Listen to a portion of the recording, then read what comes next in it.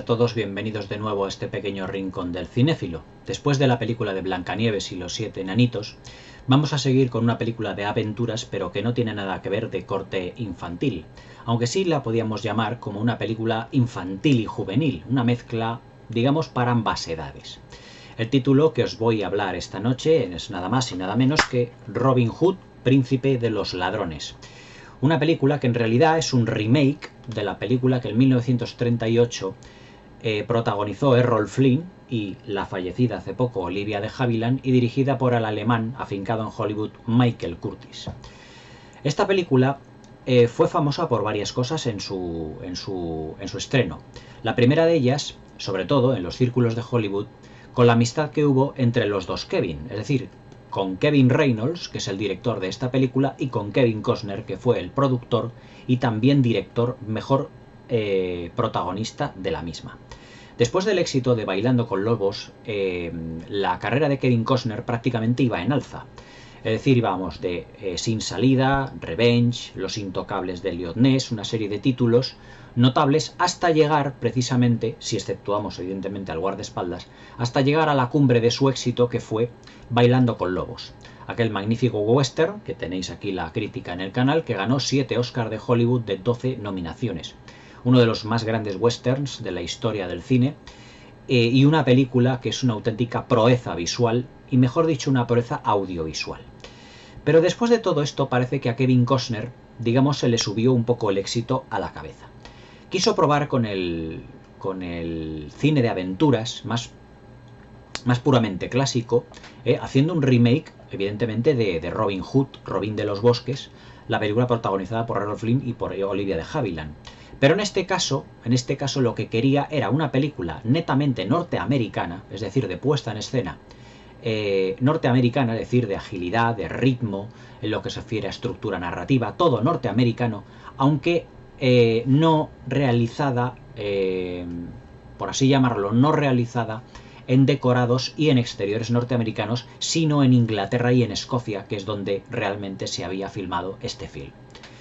Después de todo esto, de la filmación de esta película, y me permitís que haga un inciso, la amistad entre Kevin Reynolds y Kevin Costner pues prácticamente llegó a su fin con el rodaje de Waterworld, aquella película que costó la friolera en el 94 de 237 millones de dólares, una de las películas más caras de la historia del cine, teniendo incluso hoy en día en cuenta la inflación. Os estoy hablando de una película de hace más de 25 años, cuando hoy en día las superproducciones tienen ese coste. Pues estoy hablando de una producción de hace un cuarto de siglo que costó prácticamente esa cifra. Si fueron 237 o 247 millones de dólares. Kevin Costner, la verdad es que en su cabezonería y digamos en su ensalzamiento que tenía ya dentro de Hollywood, se le había subido el éxito a la cabeza después de Bailando con Lobos y de la película que os voy a comentar esta noche. La verdad es que quería una superproducción como pocas se habrían realizado, y además con un presupuesto gigantesco. Kevin Reynolds evidentemente no estaba por la labor de dirigir Waterworld, ni muchísimo menos, debido a que los numerosos huracanes y tifones que asolaban los decorados que tenían realizados para la película obligó una y otra vez a la Warner Brothers a construirlos, y por lo tanto a Kevin Costner a darse, o por así decirlo, dejarse unas grandes cantidades indecentes de dinero hasta llegar, ya os digo, a los 237 o 247 millones de dólares. Una auténtica locura. Kevin Reynolds no estaba por la labor de seguir el rodaje de la película, pero terminó convenciéndole Kevin Costner para ello. Pero debido a todos los desapegos, las discusiones sobre todo cómo iba a ser el desarrollo de la película y sobre todo de la destrucción de los decorados, la amistad entre Kevin Reynolds y Kevin Costner llegó a su fin. Empezó prácticamente con Robin Hood, Príncipe de los Ladrones, que es la película que os voy a comentar esta noche, una película realmente hoy en día muy infravalorada, pero que poco a poco se ha convertido en una película de culto. Lo que le ocurre a Robin Hood, Príncipe de los Ladrones, es un caso muy parecido a lo que le ocurre a la película de La Isla de las Cabezas Cortadas. En un principio fue un fracaso de taquilla, aunque Robin Hood fue un éxito de taquilla, pero tanto la crítica para La Isla de las Cabezas Cortadas como para Robin Hood, Príncipe de los Ladrones, la destruyeron por completo. No aportaban nada nuevo, eran algo realmente sencillo, tenía una estructura excesivamente lineal, las interpretaciones y la puesta en escena no era nada del otro mundo, etc. Pero esta película, al igual que La isla de las cabezas cortadas, se ha ido convirtiendo poco a poco en un clásico de culto y os diré por qué. Cuando en 1991 se estrenó esta película, muchos de los actores que participaban en la misma, exceptuando Kevin Costner, pues prácticamente eran desconocidos. Únicamente a lo mejor Mary Elizabeth Mastrantonio y Morgan Freeman eran parcialmente conocidos. Mary Elizabeth Mastrantonio y Morgan Freeman, además, habían protagonizado en el año 1989, 2 años antes, dos películas que ya son unos pequeños clásicos del cine contemporáneo, que son Paseando a Miss Daisy, en el caso de Morgan Freeman, y Abyss, El abismo, de James Cameron, en el caso de Mary Elizabeth Mastrantonio. Y en el caso de Morgan Freeman, ya os digo, Paseando a Miss Daisy. Pero cuando nosotros vimos Paseando a Miss Daisy, lo que vimos fue a Jessica Tandy, una de las actrices clásicas del viejo Hollywood. Acordaos que es la madre de Tippi Hedren, o mejor dicho, uno de los personajes finales en la película de Hitchcock, Los pájaros, pero que a Morgan Freeman le habíamos visto en 1987, si mal no recuerdo, en una película junto a Denzel Washington llamado Días de Gloria, pero que era un actor prácticamente desconocido. Y aquí hace de un actor, mejor dicho, de un personaje musulmán, cosa que, o sea, elemento narrativo que no estaba en la versión de Michael Curtiz, porque todavía estábamos a finales de los 80, mejor dicho, a finales de los años 30, ya estaba el código Hays, y mezclar a lo mejor un musulmán de una manera un tanto seria, digamos, rezando a la Meca y todo eso, hubiera a lo mejor chocado un poquito con los cánones del código Hays. Una cosa era mostrar una película de aventuras tipo El ladrón de Bagdad, donde todo es una película de aventuras demasiado rosa, etcétera, etcétera. Y otra cosa era también mostrarnos una película sobre las cruzadas, es decir, con un trasfondo religioso, aplicando además un musulmán de por medio. Porque evidentemente las cruzadas eran los cristianos contra los musulmanes. Por lo tanto, imaginaos lo que hubiera sido en 1938 con el código Hays y con las cruzadas, teniéndolas en cuenta, meter en una película a un cristiano, que se supone que era Robin Hood, con un musulmán. Pero esta película es del año 1991 y evidentemente pues todo va cambiando, la sociedad va evolucionando, etcétera, etcétera, y todo esto pues no llegó, digamos, a llamar la atención. Pero al elenco de actores, que es uno de los puntos fuertes que tiene la película, os diré que muchos de ellos se han convertido en actores de culto y muy conocidos para el gran público, y hoy en día nombres como ya no solo Kevin Costner, sino Mary Elizabeth Mastrantonio, Morgan Freeman, Alan Rickman, Christian Slater, Geraldine Page, ya no son tan desconocidos.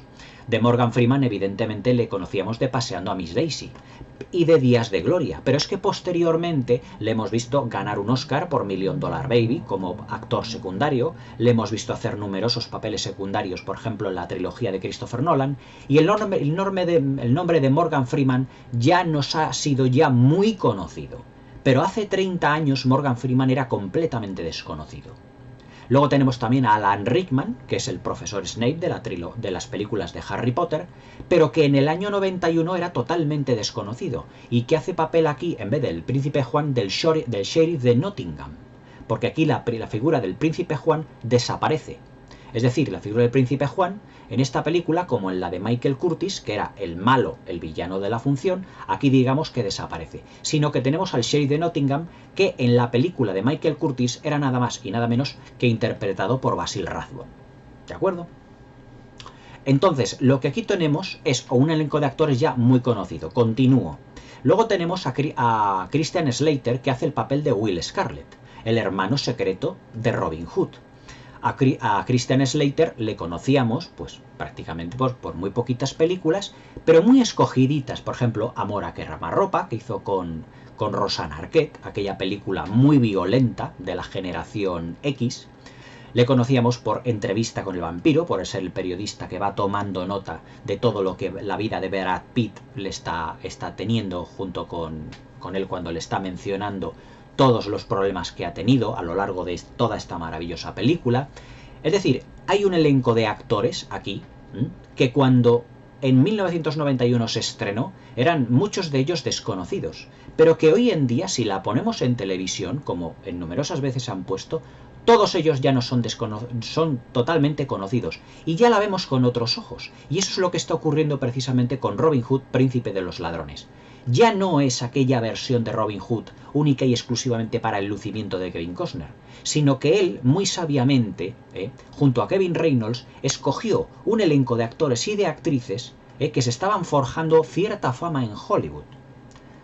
Ya no sé si me queda alguno ya precisamente por mencionar. Morgan Freeman, Kevin Costner, Mary Elizabeth Mastrantonio, Will Scarlett, es decir, Christian Slater, Alan Rickman, y Michael Wincott. A Michael Wincott, que hace aquí de Guy de Gisborne, que es, digamos, como el lugarteniente del sheriff de Nottingham, pero que es el villano de la película del Cuervo, aquella película en la que falleció precisamente Brandon Lee. Aquella película que pasó a la historia del cine porque vemos cómo para Brandon Lee, digamos que es una auténtica snuff movie, donde Brandon Lee está filmado precisamente en esta película su asesinato. Por lo tanto, esta película, todo lo que es elenco de actores es fantástico. Y tenemos también finalmente a Geraldine McEwan, que años después, aproximadamente unos 10 años después, haría de señorita Marple en muchos de los capítulos de la serie de Agatha Christie que yo os he comentado aquí en el canal. Por lo tanto, ya la película, ya en lo que se refiere a intérpretes, ya no era tan desconocida en ese aspecto. Yo cuando la vi en el año 90 y aproximadamente en el 94, cuando me la compraron por primera vez en VHS, yo ya conocía a Morgan Freeman, pero yo no conocía, por ejemplo, a Geraldine McEwan, porque no la había visto señorita Marple. A Michael Wincott me sonaba de haberle visto en El Cuervo, pero no era un rostro excesivamente conocido. Pero para el gran público, la mayoría de ellos, excepto Kevin Costner, prácticamente eran desconocidos. A Mary Elizabeth Mastrantonio la conocían por ser la protagonista de Abyss. Y además es que, hago un pequeño inciso, Mary Elizabeth Mastrantonio tiene además la fama de ser la actriz que más odia al director James Cameron, ya que durante el rodaje de Abyss tuvieron que, en el rodaje, ya os contaré cuando haga la crítica de Abyss, si es que alguna vez la sacan en Blu-ray, cómo comprimieron y descomprimieron, porque si os acordáis, el rodaje de Abyss lo hicieron en una especie como de batiscafo de base, de decorado, bajo el agua precisamente, y tenían que dar presión, presurizar y despresurizar a medida, o sea, todos los días cuando iban a rodar precisamente la película, hasta que Mary Elizabeth Mastrantonio sufrió hipotermias, sufrió ataques de pánico, digamos a la claustrofobia, empezó a sangrar por la nariz y casi al final de la película amenazó a James Cameron con abandonarlo y llevarlo a los tribunales. Cosa que James Cameron tuvo que echar pipas para atrás y decir, bueno, vamos a tomarnos el rodaje de una manera un poco menos, digamos, menos física y menos visceral y mantener a todos los actores más contentos. Acordaos que James Cameron, sigo con el inciso, es el director más odiado por todos sus actores, excepto por Schwarzenegger, incluso por Kate Winslet, que también sufrió numerosas hipotermias durante el rodaje de Titanic. Argumentalmente, la película de Robin Hood, Príncipe de los Ladrones, es una película que sinceramente sigue la estructura narrativa de la película de Robin Hood, de Robin de los Bosques, de Michael Curtis de 1938. Pero añade un prólogo, varias novedades que la hacen realmente interesante. Primeramente añade un prólogo en el que Robin de Locksley, también llamado Robin de Locksley, la versión del 38 de Rolf Flynn, la de Michael Curtis, está en las cruzadas y conoce a un musulmán llamado Hasim, y este le ayuda a escapar y le ayuda a llegar a Inglaterra. Kevin Costner era tan sumamente ambicioso en ese momento, después de Bailando con Lobos, que quiso que el rodaje se realizase en Inglaterra y en Escocia, para que los ambientes fueran netamente británicos. Es decir, que no fueran solo decorados iluminados en Technicolor como en la película de la Metro-Goldwyn-Mayer, como en la película de Rolf Flynn. Es decir, quería diferenciarse todo ello. Quería una puesta en escena completamente distinta y precisamente lo consiguió y de pleno. Porque todo lo que es la fotografía de la película en lo que se refiere a decorados, a ruinas de castillos, a lo que son cabañas en medio del bosque, lo que son los colores tenues, lo que son los ambientes húmedos, eso está completamente conseguido, pero ya lo hablaremos de ello en la parte técnica. También añadió otro elemento muy significativo, y es que el bosque de Sherwood, que es el bosque donde están los que han huido del sheriff de Nottingham, lo convierten en un bosque encantado. Es decir, para que los soldados del sheriff de Nottingham no entren precisamente en el bosque, cuelgan una especie como de pequeños, digamos, cencerros o pequeños elementos metálicos para que hagan ruido y crean, debido a las supersticiones británicas, que el bosque está encantado y allí les dejen. Pero realmente los que están en el bosque, precisamente, de Sherwood, son todos aquellos, por así decirlo, granjeros que se han opuesto precisamente a la subida de impuestos del sheriff de Nottingham y a su mano de hierro, precisamente aprovechando la ausencia del rey, que está en las cruzadas, que es Ricardo Corazón de León, interpretado además al final de la película en una aparición estelar por Sean Connery. La película es una película netamente de aventuras. Sigue los parámetros, ya os digo, algunos diferentes a la de Michael Curtiz, pero sigue los parámetros típicos y clásicos de la película de aventuras de toda la vida. Seguimos teniendo el duelo, por ejemplo, con los grandes los palos de madera, para cruzar el río del puente del bosque de Sherwood, entre Robin Hood, entre Robin de Locksley, y también tenemos, como os diría yo, entre el líder de los del pueblo que están en el bosque, que es Little John o John Little. Y claro, de ahí un chiste que yo no sé cómo estaría traducido en versión original, porque no la he visto en versión original, que dice, bueno, el John Little o Little John, parece que te he derrotado, o debería llamarte Pequeño John. Al principio a Robin de Locksley en esta película se le toma, evidentemente, pues como el niño rico que es decir, de clase alta, porque el sheriff de Nottingham, al desaparecer Ricardo Corazón de León, al irse a las cruzadas, lo que hace es expropiar como un comunista, expropiar todas las, por así decirlo, todos los terrenos de los ricos o todos los terrenos de la clase noble y quedárselos para sí. Y todas las personas que estaban trabajando en todos esos terrenos los condena al ostracismo, es decir, granjeros, panaderos, herreros, todos ellos se quedan sin sus tierras, se quedan sin sus ganancias, se quedan prácticamente sin nada y tienen que irse a vivir al bosque de Sherwood, un bosque donde tienen una serie de cabañas, vivir del bosque, vivir de los frutos, vivir del agua de allí, etc. Es decir, que es una película donde aquí también, a diferencia de la de Errol Flynn, de la de Michael Curtiz, que también se llama Robin de Locksley, lo que se hace es acentuar una diferencia de clases, sobre todo en el personaje interpretado por Christian Slater, Will Scarlet. Y es que el padre de Robin de Locksley, el padre del personaje de Kevin Costner, cuando su madre falleció, tuvo un amante, se casó con otra persona y tuvo un hijo, no reconocido precisamente por él, porque no era su primogénito, que es precisamente Will Scarlet. Y Will Scarlet le tiene un odio terrible, porque claro, él es su hermanastro, pero su padre le daba preponderancia a él por ser el primogénito. Pero claro, cuando Kevin Costner se entera de que tiene un hermano, su amor por recuperar el cariño de ese hermano es realmente increíble. Y hay una escena muy emotiva donde se fusionan en un gran abrazo. Eso, por ejemplo, no lo vimos tampoco en la versión de Michael Curtiz, protagonizada por Errol Flynn.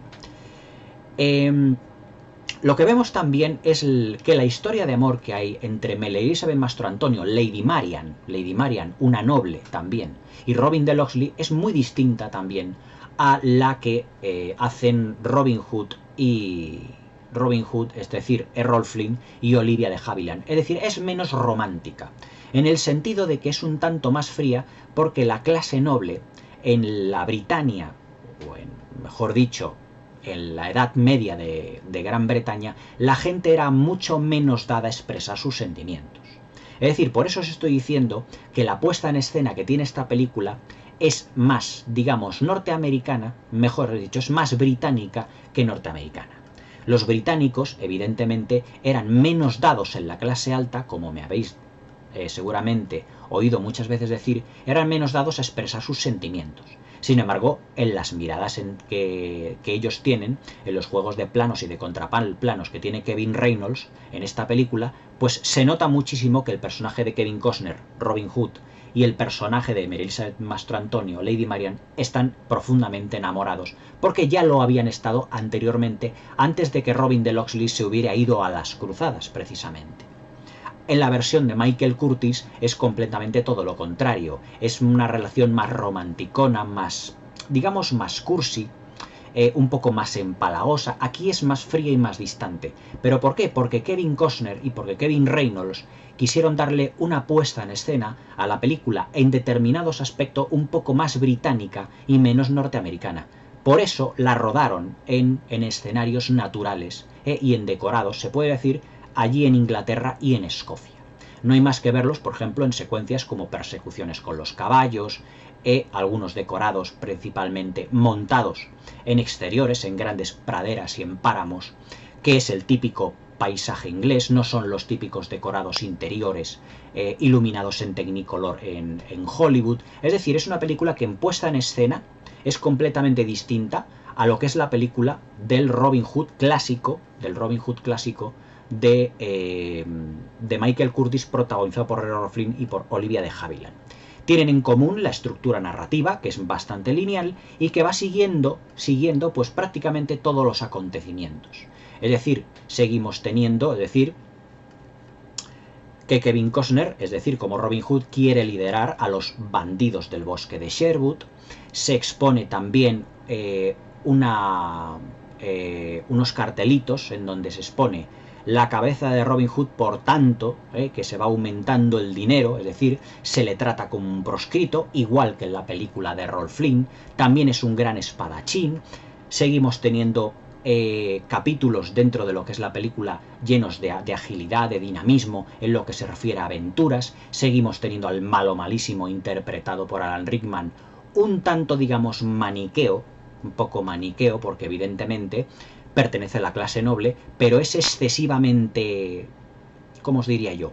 Es excesivamente, a mi modo de ver, maniqueo, porque expresa una maldad que un británico un británico estadounidense al servicio de la corona de Ricardo Corazón de León podría ser un poquito, digamos, en lo que refiere a costumbre, un poquito algo menos, no maniqueo, sino excesivamente malvado.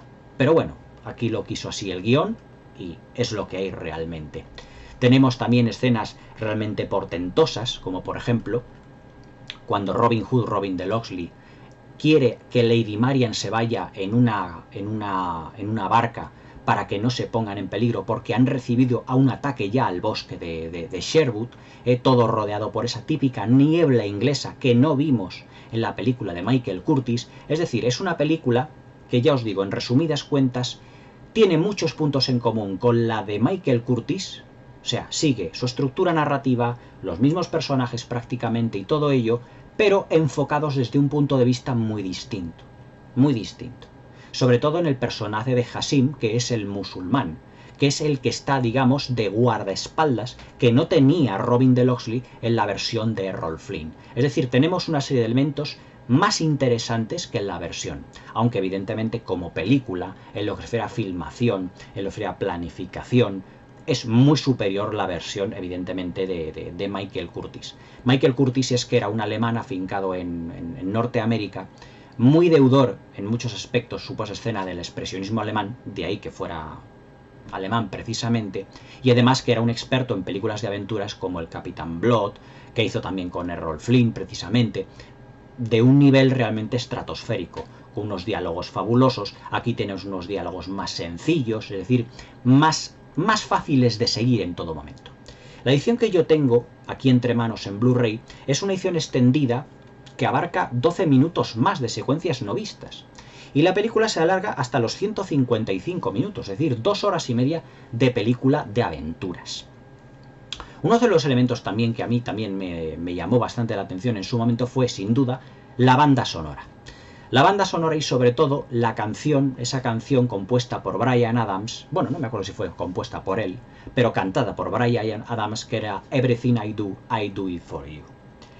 Esa canción, después de la película, fue vista, mejor dicho, fue oída mil y una veces en la radio, en la televisión, en videoclips, y todo ello porque Kevin Costner precisamente vio en Bryan Adams, que entonces estaba empezando a subir su fama como la espuma, que si él podía componer un tema de amor para Robin de Locksley y Lady Marian, seguramente triunfaría entre los adolescentes. Es decir, fijaos la doble jugada, la inteligencia de Kevin Costner.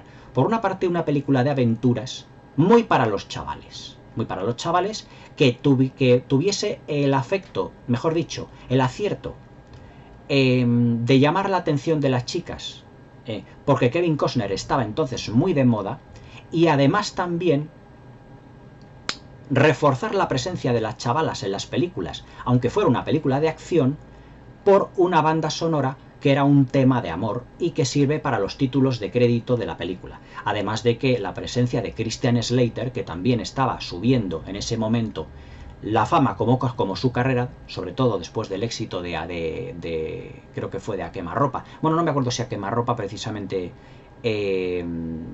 fue antes o después, pero que fue un éxito que le lanzó bastante al estrellato a Christian Slater. La doble jugada que tuvieron Kevin Costner y Kevin Reynolds fue realmente fabulosa. Por un lado tenemos una película de aventuras que estaba dirigida netamente a un público a lo mejor masculino por ser una película de acción, pero también que llamase al público femenino porque el protagonista era un galán entonces de Hollywood.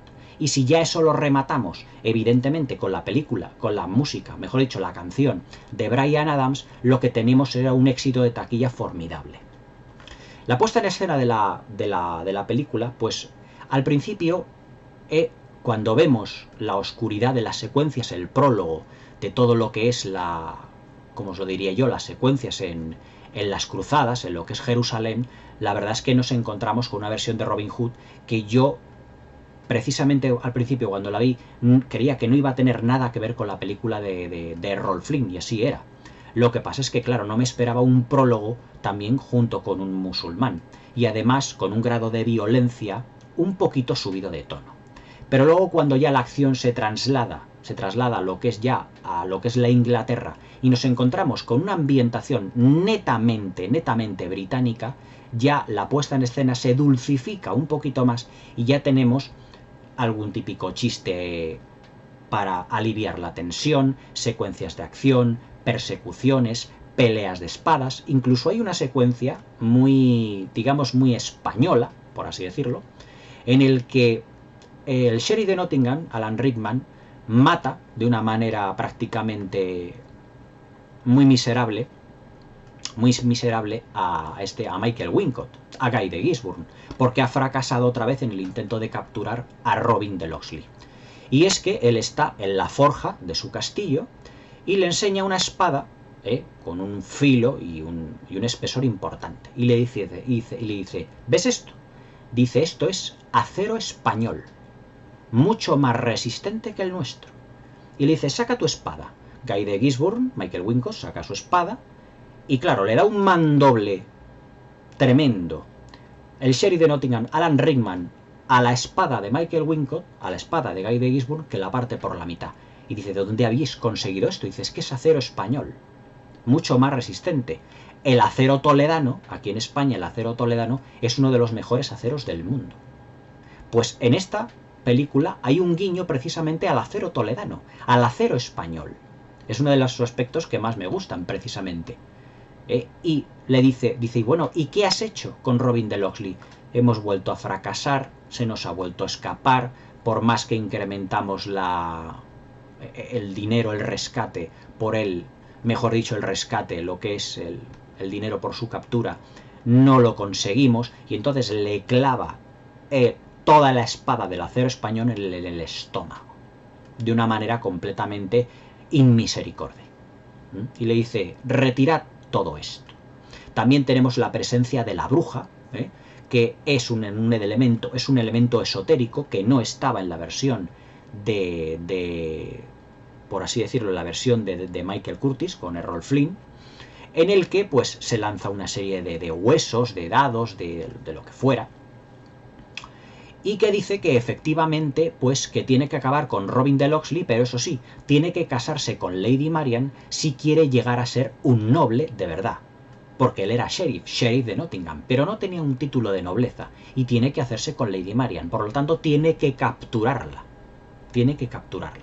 y al final de la película vemos cómo el rescate de Lady Marian por Robin de Locksley, por Kevin Costner, en una lucha impresionante y sorprendente entre Robin de Locksley y el sheriff de Nottingham, entre Alan Rickman y Kevin Costner. Alan Rickman estaba muy jovencito aquí, hace un papel interpretativo que yo diría que se come por completo a Kevin Costner de arriba a abajo, y es casi interpretativamente el protagonista de la película, es decir, su interpretación es la mejor de todas, junto con la de Morgan Freeman, porque hace un papel frío, calculador, pero también lleno de mimetismo y eratismo. Es un personaje que cambia incluso de estado de ánimo con una facilidad asombrosa. En un momento tiene un momento de desazón, de acción, de enfado, y a lo mejor a los segundos está sonriendo y a lo mejor a carcajada limpia. He ahí la calidad interpretativa de un gran actor. Alan Rickman, a partir de esta película, ya empezó a crear más fama en Hollywood. Acordaos luego, por ejemplo, que en el 95 hizo un papel muy importante en la película de Ang Lee, Sentido y Sensibilidad, basada en una novela de Jane Austen, y también, evidentemente, el del profesor Snape en toda la saga de Harry Potter durante prácticamente 8 o 9 años que estuvo. También acordaos del papel de Sleepy Hollow, de Sweeney Todd, el barbero diabólico de la calle Fleet, junto a Tim Burton, precisamente, cuando le corta el cuello y todo ello. Es decir, que Alan Rickman ya pasó, digamos, de las tablas inglesas, mejor dicho, de ser conocido solo en su Britania natal, a ser ya conocido en Hollywood. Exactamente igual, por ejemplo, que Morgan Freeman.